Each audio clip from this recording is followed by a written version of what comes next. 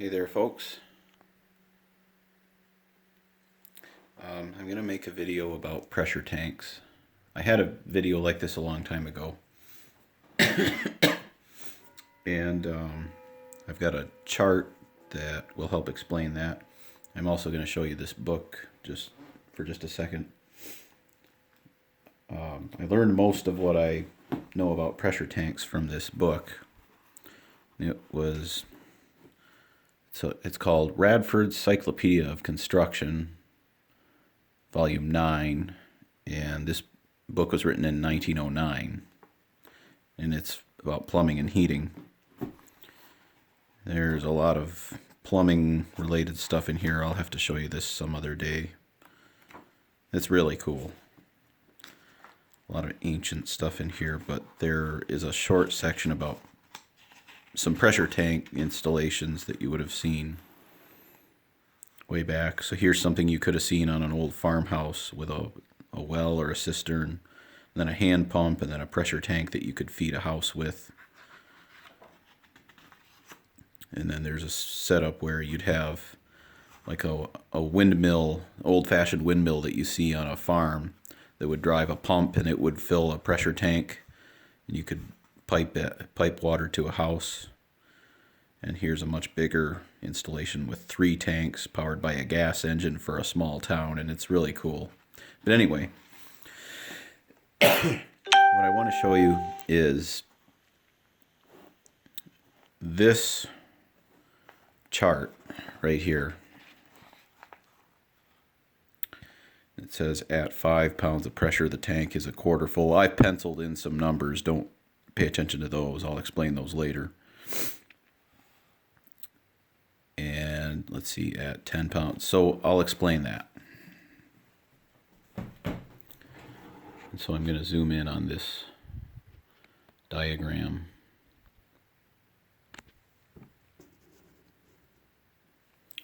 So I recreated that chart here.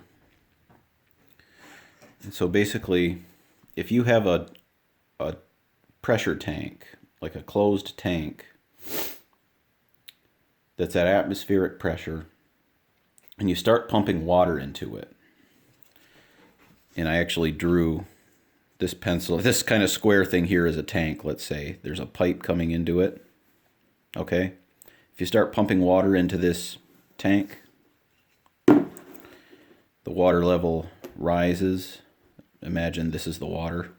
It comes up in the tank. If you start pumping water into this tank, the air that's in the tank compresses.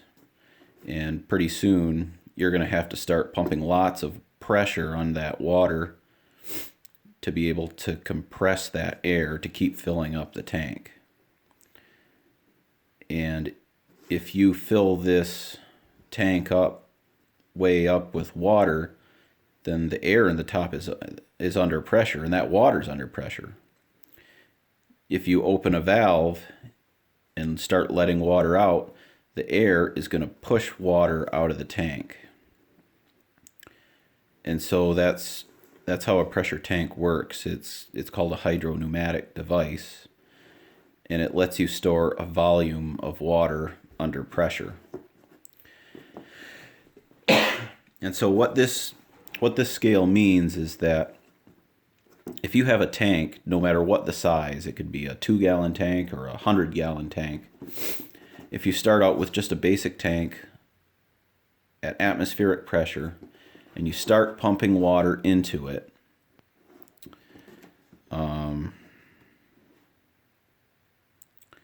let's see. Well, I'll just use it. When you get the tank 25% full, there will be 5 pounds of air pressure in that tank.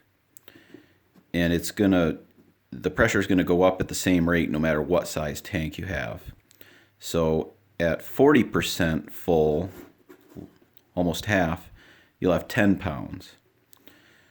At 50% full, you'll have 15 pounds, etc. And you'll notice, house water pressure I mean, most of these numbers, like 5, 10, 15, that's pretty, I mean, that's very low for house water pressure. 30 psi would even be low for house water pressure. There are some water systems you'll find that are that low. But notice, by the time you get the tank up to where you've got some usable water pressure, 30 pounds, the tank is already 70% full. So it's almost full. And then if you keep charging up to 60 pounds, then the tank is 80% full. So what that means is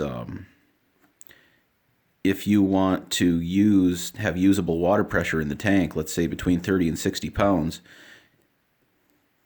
only 10% of the tank capacity is available for use. So if you have a 20-gallon tank, that means you've only got 2 gallons of water. That if you fill this tank up to 60 psi, you can only get 2 gallons out of it before the pressure drops to 30 psi. And so that's kind of a disadvantage that you get. And on your typical American house with a well system, just a simple, what they call a galvanized pressure tank, just a basic tank that had to be filled from atmospheric pressure, that was pretty common until, I don't know, maybe the 70s or the 80s. But what they have now is they have a bladder tank. Most pressure tanks now are what they call bladder tanks. And what that means is, I don't have a pencil, but they put like a big rubber bag inside the tank so that when water starts coming into the tank, it'll fill up that bag. And the air that's in the tank will be on the other side of that bag, and so the air and the water won't mix. So what you can do is, while the tank is empty, you can put air pressure in the tank to begin with.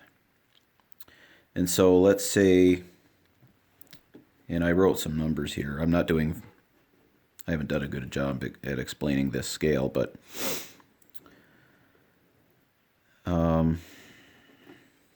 let me pause it here. Okay. So the way I drew, I'm just going to have to explain this scale. This is a tank. Let's say it's a 20-gallon tank. And I've got some scales drawn here. This scale, you'll see 0, 10, 20, 30. This is the percentage of the tank capacity. So this is line paper. At 10%, if you fill this tank with water up to this line, it's 10% full, okay? If you keep going up to this line, it's 30% full. Keep going up to that line, it's 50% full, okay? So this column represents the percentage of the tank capacity. This column represents the number of gallons that are in the tank at this line. So if we fill the tank up to this line, it's 10% full and it has 2 gallons in it because it's a 20-gallon tank. If we fill the tank up to this line, it's 70% full and it has 14 gallons in it. Okay. In this column, I've got some numbers. If this was a regular tank, a galvanized pressure tank with no bladder in it, if you filled it up to 30%, it would have 6 gallons and it would have a little bit over 5 psi in it. This column, I've got psi. And so this scale will tell you how much pressure is in the tank when it's this full. Okay, so if you want to fill this tank up let's say, if you want to know how much water you need to put in this tank to get it up to 30 psi, we find the 30 psi in this column, and we look over and we see that there's 14 gallons in the tank at 30 psi, and it's 70% full. And we can see this scale in here. At 60 psi in this tank, there will be 16 gallons in the tank, and it'll be 80% full. So again, you have that problem where if you fill the tank up to where you have usable pressure, you can only use a very little window in the top of the tank. So you can only get, in a 20-gallon tank, there's only a 2-gallon difference. That's called drawdown. You've only got 2 gallons of drawdown between 60 and 30 psi. You're going from 16 to 14 gallons. So what you can do is, in a bladder tank, as I said before, there's a bladder. There's a bag, like a rubber bag inside the tank it's like a balloon that fills with water, and then the air stays on the outside of that balloon. So what you can do is, if you have a bladder tank, you start with the tank empty, and you put, let's say, I think I used an example here of 25 psi. So let's say we fill this tank up with 25 psi of air pressure before there's ever water in it. And so now, with the tank empty, there's 25 psi in this tank already. If we start pumping water into the tank, that means that in order to get any water in the tank at all, you've got to force that water in over 20. You've got to exceed 25 psi to get water in the tank at all. And so this scale will still apply if we have. And so what this scale represents is pressure ratings at the what do I call that? The tank fill with a 25 psi pre-charge. That's what we call it when you pre-charge the tank with air. So the way this is going to work is, at 25 psi of pre-charge, the tank is 0 full. There's no water in that tank. If we fill it until there's 30 psi,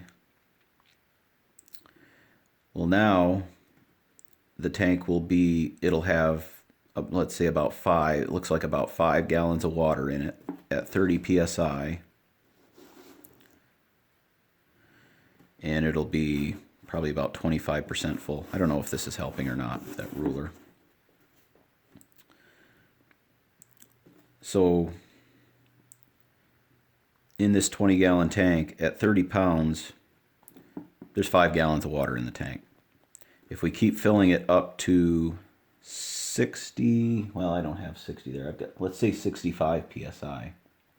Now there's 14 gallons of water in the tank. So what that means is, if we use the pre-charge, the 25 psi pre-charge, that means that this tank has a drawdown of 10 gallons between 65 psi and 30 psi. So that by putting the pre-charge in, that allows you to get a bigger drawdown, get more drawdown out of the tank.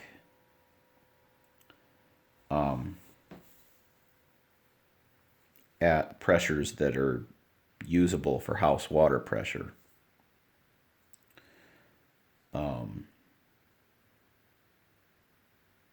Yeah, I hope this either this is going to make sense to you or it's not. But basically, what you can do if you pre-charge the tank, you can add this number onto your pre-charge.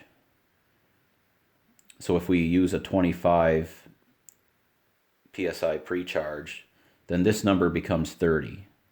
And this scale still works. This becomes 30, this becomes 35, this becomes 40. Is that right? Well, anyway, you just add that 25 onto each of these numbers, and you can still use this scale.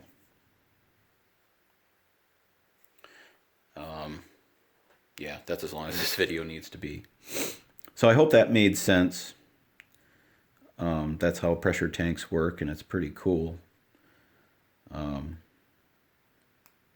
I will talk to you guys later. I hope you enjoyed. Bye.